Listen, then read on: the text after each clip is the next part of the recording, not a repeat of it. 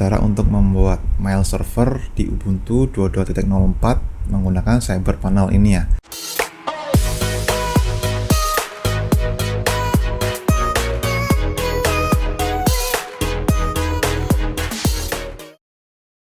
Teman-teman di sini udah pernah ada yang nyoba bikin mail server di VPS?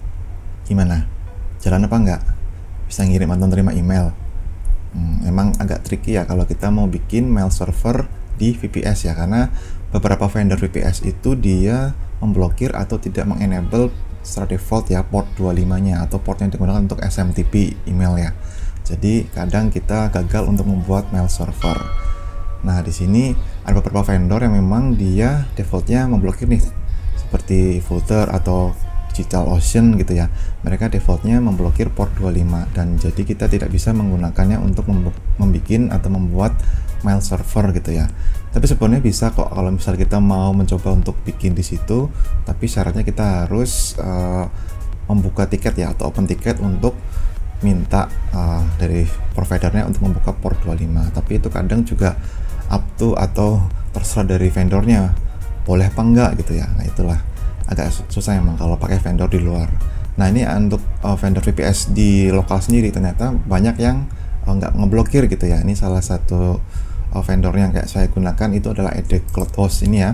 Di sini saya bikin mail server itu berhasil ya. Jadi kita bisa ngirim dan menerima email dengan di VPS-nya ya. Kita gunakan Cloud VPS.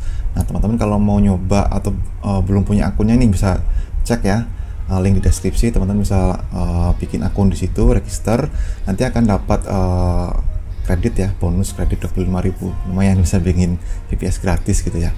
Caranya teman-teman bisa langsung masuk ke EdCloudHost, kemudian login dan pilih konsol platform di sini. Nanti teman-teman bisa langsung login atau bikin akun ya. Ini create akun di sini, jadi teman-teman bisa bikin akun baru untuk dapat kredit gratis ya. Nanti bisa digunakan untuk membuat VPS yang bisa praktek langsung bikin mail server.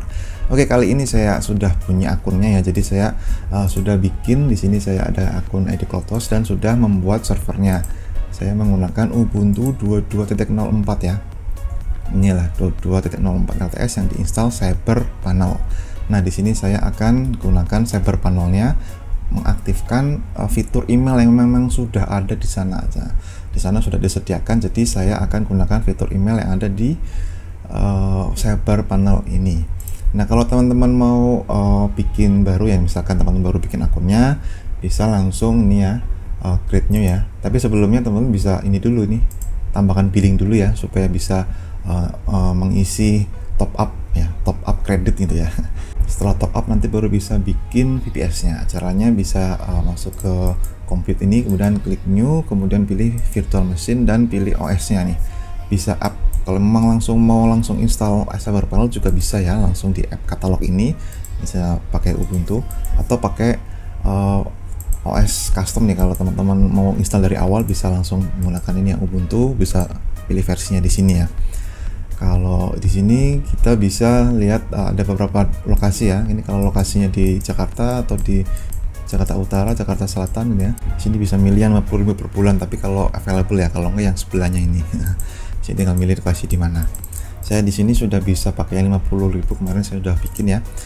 Kalau teman-teman coba bikin silakan, barangkali available gitu ya. Kemudian untuk username tinggal diisi, terserah teman-teman, passwordnya diisi, confirm passwordnya juga, resource-nya kasih nama apa gitu ya. Kemudian paymentnya, billingnya harus diisi di sini ya. Kalau udah create, ini saya sudah bikin ya. Jadi saya tinggal langsung praktek aja ya.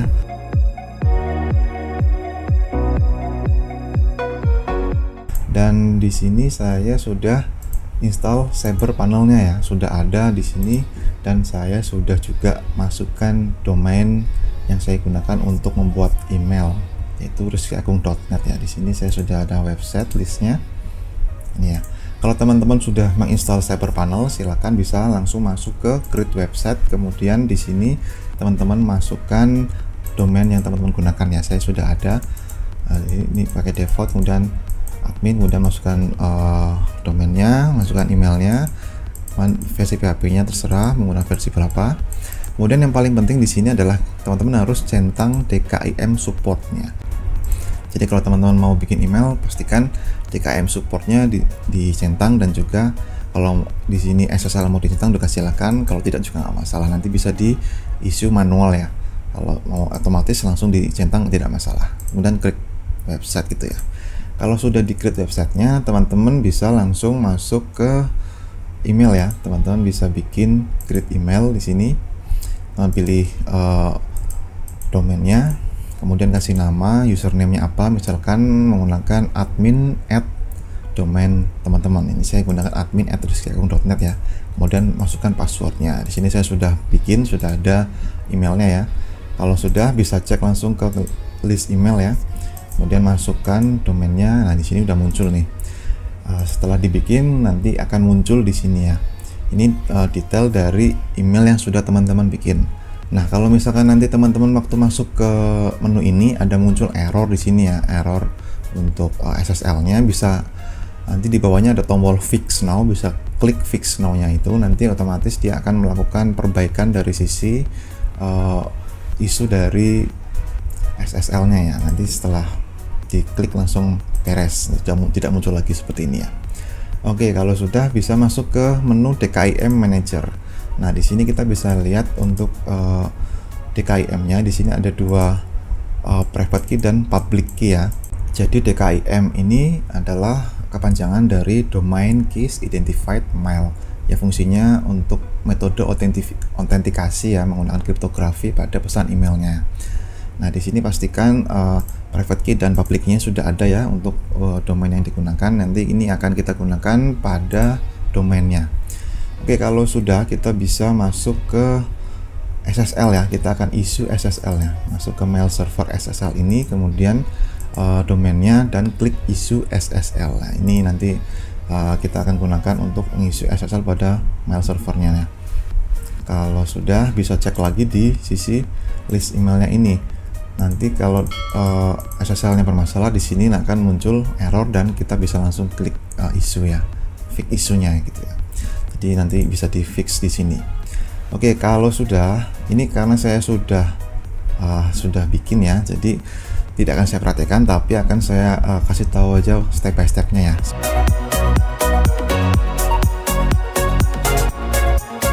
Oke, kalau sudah, bisa masuk ke DNS di sini dan masuk ke menu Add or Delete Records ya. Di sini kita akan masuk ke domainnya yang digunakan. Pilih yang rizkyagung.net ya, jangan yang mail ya. Ini kadang terbuat otomatis kalau kita bikin mail, tapi kita gunakan yang domainnya. Oke, kalau di sini ini adalah record dari domain ini, tapi karena saya gunakan Cloudflare untuk domain manajemennya, jadi yang di sini itu tidak berfungsi gitu ya. Nah, sekarang kita akan pindahkan atau copy ya yang ada di sini di recordnya ini ke Cloudflare ya. Di sini saya sudah masuk ke Cloudflare ini, ke domain rizkyagung.net, dan pastikan beberapa record yang ada di sini dipindahkan ke sana ya. Contohnya yang pertama yang kita masukkan adalah yang ini. Kita masukkan tipe A yang mail rizkyagung.net ini menggunakan value-nya IP dari servernya ya. Di sini saya sudah buatkan yang mail ini record A, kemudian masukkan domainnya, dan untuk proxy-nya jangan dipakai ya, kita pakai DNS only. TTL-nya pakai 1 jam ya. Kemudian yang lainnya tidak usah, mungkin ini aja ya teman-teman. Kalau misalkan menggunakan server ini juga untuk hosting websitenya juga, nanti yang ini yang main domainnya juga dimasukkan ya. Di sini saya sudah masukkan juga ini. Kalau yang ini nggak perlu, nggak masalah ya. Kemudian masuk ke CNAME. Yang CNAME ini juga bisa gunakan yang ini, masukkan yang www, value-nya rizkyagung.net juga, dan ini juga nih www.mail.rizkyagung.net, value-nya mail.rizkyagung.net, ini dimasukkan juga ke dalam recordnya di sini ya. Ini sudah saya masukkan. Kemudian lanjut ke MX, ini juga kita masukkan ya. MX-nya yang pertama ini rizkyagung.net, kemudian value-nya mail.rizkyagung.net. Ini sudah saya masukkan juga yang MX recordnya ini ya. Dan untuk priority-nya 10, ini DNS only, TTL-nya 1 jam. Seperti ini ya, samakan ya. TTL-nya menggunakan ini ya, 1 jam ini dalam bentuk detik ya. Oke, kemudian ke TXT ini juga nih yang sangat penting di sini teman-teman. Jadi yang paling penting adalah di TXT-nya ini ya. Jadi di sini kita ada beberapa record ya di sini. Karena kita masukkan yang pertama, kedua, ketiga, dan keempat ya. Ini ya, ada 4 record txt ya, 1 2 3 4 yang menggunakan recycle.net. Ini main domainnya, kemudian menggunakan ini value v dan spf1, kemudian ada IP address servernya. Di sini sudah ada, saya masukkan ini ya. Kemudian yang dmark juga kita copy ya, dmark. Di sini isinya juga dmark pinon, ini juga kita masukkan, ini dmark sudah ada. Yang txt semuanya DNS only dan menggunakan 1 jam nih ya TTL-nya. Kemudian domain key juga dimasukkan ya, dan yang paling penting adalah di sini default domain key ini menggunakan kode DKIM nih ya. DKIM-nya ini di copy kemudian paste di sini. Dan ini yang perlu teman-teman perhatikan adalah untuk pengisiannya ini tinggal di copy paste di Cloudflare ini, tetapi pastikan tanda petiknya dihilangkan ya teman-teman. Kalau ada tanda petik dihilangkan semua gitu ya. Setelah itu baru disimpan. Kalau jadi dihilangkan nanti jadi tidak valid ya, karena di Cloudflare tidak bisa membaca tanda petik yang di sisi DKIM-nya. Beda dengan yang di CyberPanel-nya ini.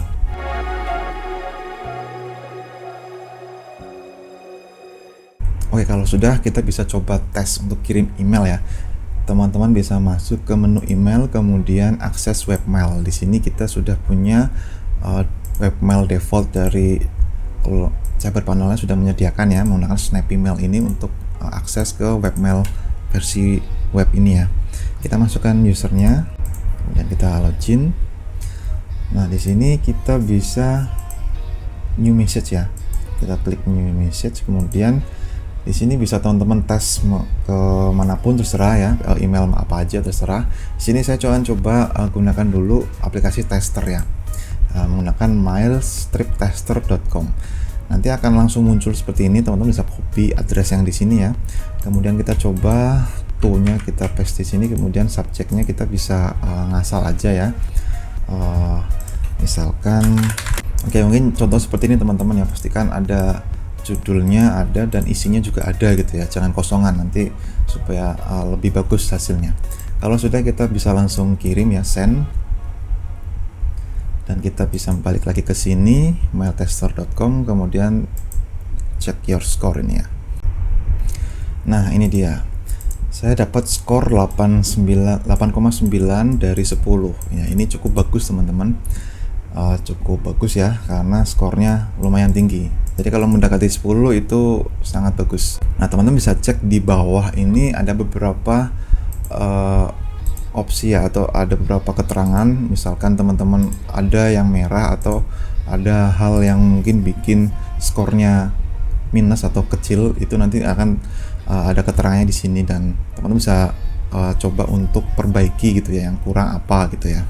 Nah, ini biasanya yang banyak pengurangnya ada di sisi DKIM-nya nih. DM-nya kalau nggak valid atau kalau nggak sesuai, atau misalkan tadi kalau pas di sininya ada petiknya belum dibuang gitu ya, nanti di sini nggak valid jadinya dan nilainya akan berkurang banyak.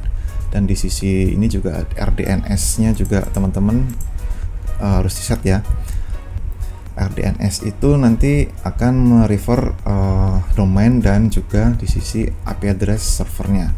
Ini harus teman-teman setting, tapi di sisi ID CloudHost ini VPS-nya itu free vendor-nya memang belum ada menu untuk mengatur RDNS. Nah, kalau mau ngatur itu teman-teman harus buka tiket ya, atau open tiket. Kalau server saya ini sudah saya setting RDNS-nya sesuai dengan domain rezekiagung.net ya. Caranya kemarin saya coba untuk open tiket, jadi teman-teman bisa masuk ke ID CloudHost-nya ini, tapi masuk login menggunakan client area. Nanti di situ teman-teman bisa open tiket ya untuk membuka atau merubah dari sisi RDNS-nya menggunakan domain yang teman-teman gunakan. Seperti itu teman-teman, supaya nanti dari sisi spam score-nya ini bisa terus berkurang ya. Jadi skornya bisa tinggi gitu ya. Seperti itu teman-teman. Nah, kalau skornya udah tinggi biasanya dari sisi vendor email itu mereka bisa menerima email tersebut dan tidak masuk spam gitu ya. Tapi tergantung juga dari semuanya, bergantung pada vendor dari emailnya ya. Kalau memang vendor emailnya itu ketat ya, strict gitu, jadi kita ya tidak bisa masuk emailnya walaupun kita bisa ngirim ya. Ini contoh saya sudah pernah nyoba ngirim ke Gmail juga. Saya pernah ngirim ke Gmail tapi masuknya ke nggak masuk ke sini. Masuknya masuk ke folder spam gitu ya, ini ya. Nah ini tuh masuk tapi masuk ke folder spam ya. Kalau mau coba lagi juga bisa. Kemudian kita masukkan tes gitu ya, contoh aja nih.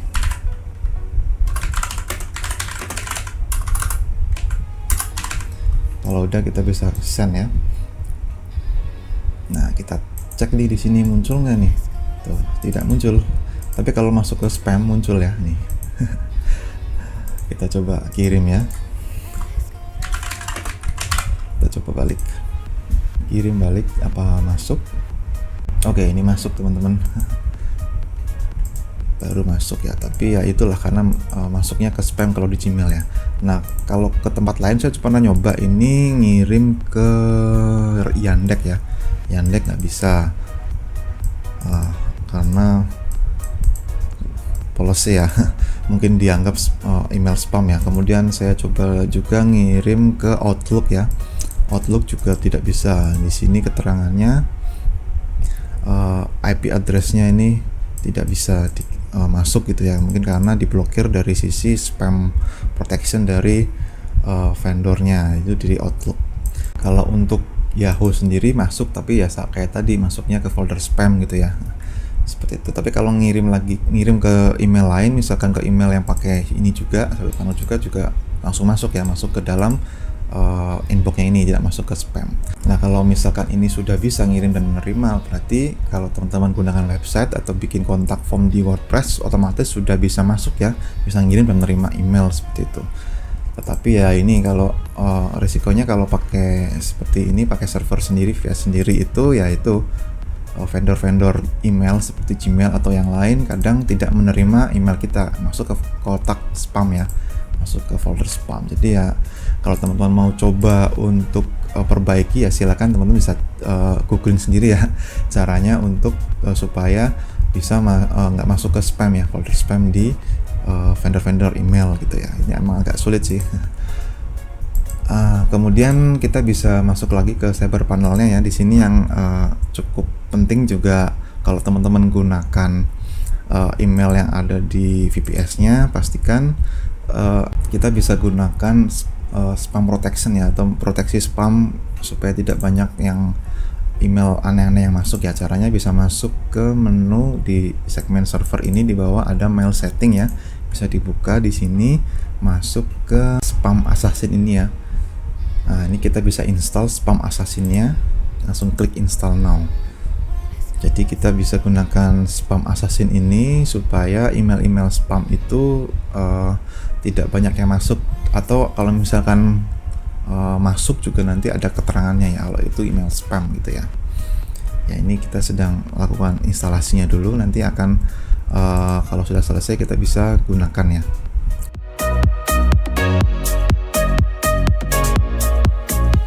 Kalau misalnya teman-teman mau coba gunakan email klien untuk email yang ada di VPS-nya ini juga bisa ya. Teman-teman bisa masuk ke email, kemudian list email ini, kita pilih domainnya, dan di sini ada detail yang bisa digunakan untuk setting pada email kliennya. Misalkan kalau di Android ya, atau di handphone gitu kan, bisanya ada aplikasi email atau aplikasi Gmail gitu ya. Itu bisa teman-teman gunakan untuk menerima email dan mengirim email dari handphone teman-teman ya. Misalkan pakai Android nanti bisa pakai aplikasi Gmail gitu ya, atau pakai iPhone pakai aplikasi yang sesuai di iPhone, di situ bisa juga. Nah kalau misalkan teman-teman di Windows bisa juga nih, biasanya kalau di Windows itu udah ada aplikasi mail ya. Search aja teman-teman aplikasi mail ini, sudah embedded ya, biasanya udah ada. Kemudian bisa akun, kita tambahkan akun baru. Di sini kita akan masuk menggunakan tipe akun ini ya, order account ini ya. Kemudian masukkan alamat emailnya kalau sudah sign in.